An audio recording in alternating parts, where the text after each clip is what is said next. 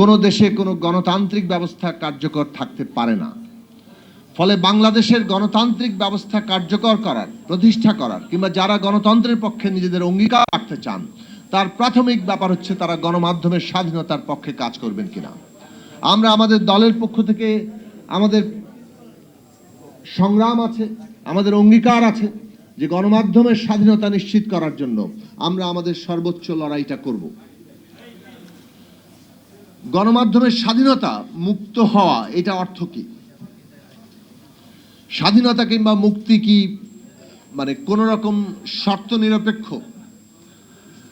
এই প্রশ্নটি আমাদের বারবার করা দরকার এবং উত্তরটাও নিশ্চিত হওয়া দরকার। আমাদের বিবেচনায় একজন ব্যক্তির স্বাধীনতা কিংবা যে কোনো বিষয়ের স্বাধীনতা মানে হচ্ছে সে অন্যের কিংবা অপরের স্বাধীনতাকে ক্ষুণ্ণ করতে পারে না। ফলে শর্ত কিন্তু আছে। আমার স্বাধীনতা অন্যের স্বাধীনতার সাপেক্ষে, অন্যের স্বাধীনতাকে ক্ষুণ্ণ না করেই আমার স্বাধীনতার চর্চা। ফলে এর যে সীমা, সেই সীমাকে আমাদের প্রত্যেকের জন্যই ঠিক করা দরকার। গণমাধ্যম এর উপরে সরকার যখন কাজ করে, যেহেতু একটা রাষ্ট্রের সরকার আছে, সুতরাং গণমাধ্যমের সাথে সরকারের কোনো না কোনো সম্পর্ক আছে আইনগত দিক থেকে, কিংবা একটা গণমাধ্যমের মালিকানা আছে, গণমাধ্যম যারা পরিচালনা করেন সেই সাংবাদিকরা আছেন। প্রত্যেকেরই জবাবদিহিতা দরকার। জবাবদিহিতা ছাড়া কোনো পক্ষ যদি তৈরি হয়, একচ্ছত্র কর্তৃত্ব যদি তৈরি হয়, তাহলে সেখানে নিশ্চিতভাবেই স্বেচ্ছাচারিতা হবে এবং অন্যের অধিকারের লঙ্ঘন ঘটবে। আজকে আমাদের সাম্প্রতিক যে ঘটনা ঘটছে সেইগুলো থেকেও যে প্রশ্নগুলো উত্থাপিত হচ্ছে, আমরা বাংলাদেশের গণমাধ্যমের ক্ষেত্রে দেখেছি যে গণমাধ্যম কতিপয় গোষ্ঠীর মালিকানার মধ্য দিয়ে তাদের নিজেদের গোষ্ঠী স্বার্থের একটা সেবা করার প্রতিষ্ঠানে পরিণত হচ্ছে। সেইটা বন্ধ হওয়া দরকার।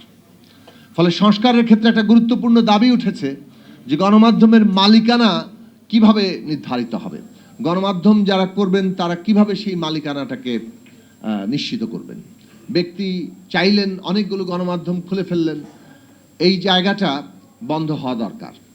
গণমাধ্যমের মালিকানার ক্ষেত্রে সুস্পষ্ট নীতিমালা থাকা দরকার, যাতে ওইখানে কোনো একচেটিয়া কায়েম না হয় এবং একচেটিয়া স্বার্থের সেবক হিসেবে ওই গণমাধ্যম না দাঁড়ায়। এইটা গুরুত্বপূর্ণ সংস্কারের অংশ। রাষ্ট্রর এমন কোনো আইন থাকা চলবে না সরকার যাতে গণমাধ্যমের গলা টিপে ধরতে পারে। সে আইন যা যা করা হয়েছে সবগুলো বাতিল করতে হবে। এবং আমি নিউ এজ এডিটর নুরুল কবির ভাইয়ের সাথে একমত, যেগুলো নিয়ে ইতিমধ্যে দীর্ঘ লড়াই হয়েছে সেই সব বিষয়ে সংস্কারের রিপোর্ট পর্যন্ত অপেক্ষা করার কোনো দরকার ছিল না। বর্তমান অন্তর্বর্তী সরকার জনগণের অভ্যুত্থানের শক্তির উপর দাঁড়িয়েই জনগণের যে সমস্ত দীর্ঘ লড়াইয়ের কতগুলো কনসেনসাস ছিল সেই সব বিষয়গুলো দ্রুত বাস্তবায়নের মধ্য দিয়ে তারা সেই সব জায়গায় যেতে পারতেন। কিন্তু এই যে জায়গায় না যাওয়া, সেটা অনেক দিক থেকেই যখন একটা নতুন বন্দোবস্তের দাবি আসে, নতুন একটা আইনের দাবি আসে, তখন সেটা দীর্ঘসূত্রিতা করার মধ্য দিয়ে অনেক সময় পুরনো জায়গাটাই আবার ধীরে ধীরে জায়গা করে নিতে সক্ষম হয়। আমরা অনেক ক্ষেত্রেই পুরনো বন্দোবস্তকেই জায়গা করে নিতে দেখছি, পুরনো লোকেদেরই নানান কর্তৃত্ব প্রতিষ্ঠা হতে দেখছি। সেই জায়গাটা বন্ধ করা দরকার। তো সেটা একটা আশু করণীয়, কিন্তু দীর্ঘমেয়াদী করণীয় জায়গায় রাষ্ট্র এমন কোনো আইন করার কথা না যেখানে সংবিধানের মৌলিক যে অবস্থান, যে গণমাধ্যম স্বাধীন থাকবে, সেখানে তার কোনো রকম পথ রোধ করতে পারে। এখন যে দেশে আইন থাকে যে অন্য রাষ্ট্রের কি বলে সাথে সম্পর্ক খারাপ করতে পারে এমন নিউজ করা যাবে না, এটা দিয়ে যে কোনো কিছুকে দমন করা যায়। এইটা কি আসলে প্রয়োগ হয়? আমরা কি অন্য রাষ্ট্রের সমালোচনা করি না? করি, কিন্তু এইটার প্রয়োগ কিন্তু সব ক্ষেত্রে হয় না। এটার এই ধরনের আইনই করা হয় যাতে সিলেক্টিভ প্রয়োগ করা যায়। এই সিলেক্টিভ প্রয়োগগুলো আমরা কিভাবে হয়েছে গত 15 বছরে দেখেছি। অনেক আইন হয়েছে, এমনকি ডিজিটাল সিকিউরিটি অ্যাক্টে আমরা দেখেছি এর কতগুলো সিলেক্টিভ প্রয়োগ আছে।